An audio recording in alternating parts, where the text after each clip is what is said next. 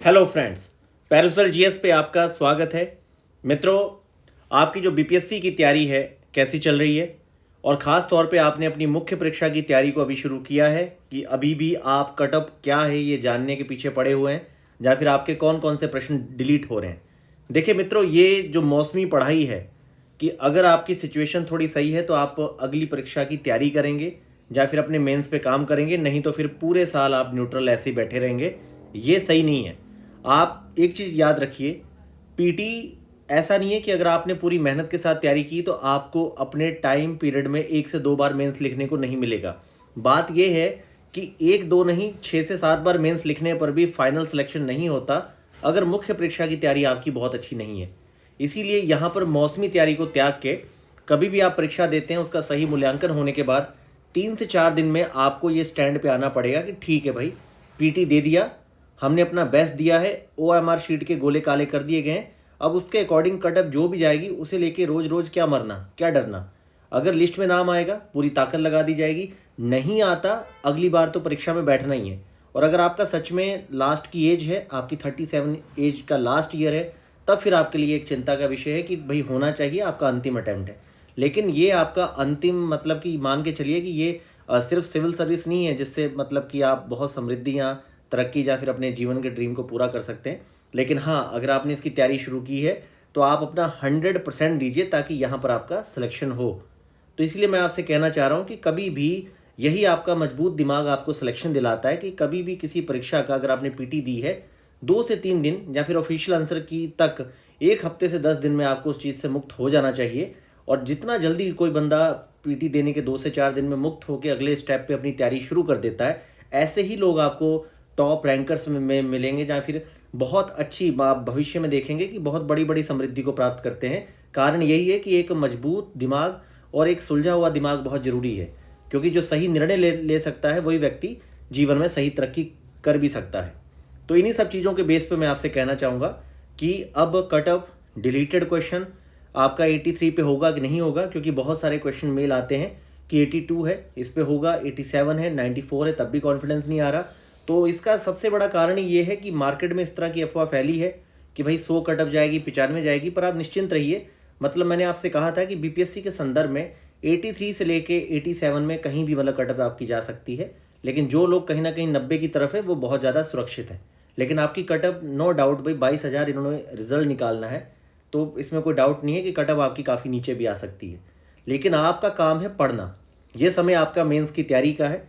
इसलिए आप लोग अपनी मेंस की तैयारी को शुरू कर दीजिए, क्योंकि मित्रों एक जो स्टेप होता है आपका पीटी का, आपने उसको दे दिया। आप मान लीजिए एग्जाम्पल के तौर पे राहुल परीक्षा देने गया, अब राहुल ने परीक्षा में गोले कर दिए, राहुल के रोल नंबर के अकॉर्डिंग जितने हैं उतने मार्क्स आ जाएंगे। उसकी चिंता करने से, ना पढ़ने से, खाली की पंचायतें लगाने से मार्क्स तो नहीं बढ़ने वाले। अगर आपके कटअप के आसपास मार्क्स नहीं पहुंचे तो कोई बंदा आपको पीटी पास नहीं करवा सकता। आप दोष दे सकते हैं, लेकिन आप देख चुके हैं व्यवस्था के सामने स्टूडेंट इतना टकरा रहे हैं। सरकारें क्या काम कर रही है, सरकारें अपने तरीके से चलती हैं, सिस्टम अपने तरीके से चलता है। आप कल की डेट में भी सिस्टम चेंज करने की बात करेंगे, पर आप उस बड़ी मशीनरी के एक छोटे से नट बोल्ट रहेंगे। सीधी सी बात है मित्रों, ये जो रोजगार है इसकी कुछ ना कुछ सीमाएं हैं। या तो फिर आप अपना ही बिजनेस करिए, उसकी कोई रेंज नहीं है। बस ये चीज़ें हैं। तो इसीलिए सिस्टम में अगर आपको जाना है, इसकी तैयारी करनी है, परीक्षा निकालनी है, तो उसका एक सिलेबस है, उसके अकॉर्डिंग पढ़िए और अपना दिमाग मजबूत रखिए।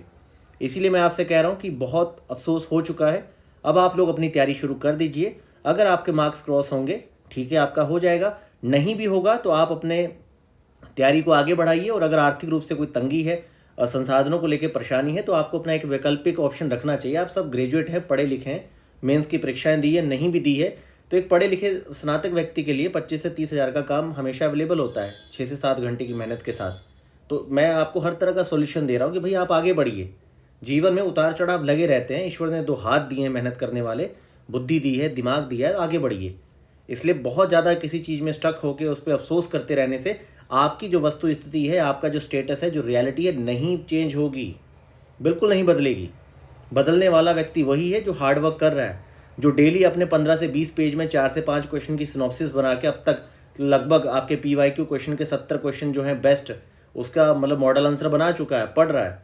सांख्यिकी कई बार रिवाइज हो चुकी है, वो बंदा रैंक लगाएगा ना कि वो लोग जो बार बार पंचायत कर रहे हैं चाय की दुकानों पे 4-4 घंटे की, भाई कौन सा डिलीट हो रहा है नहीं हो रहा है।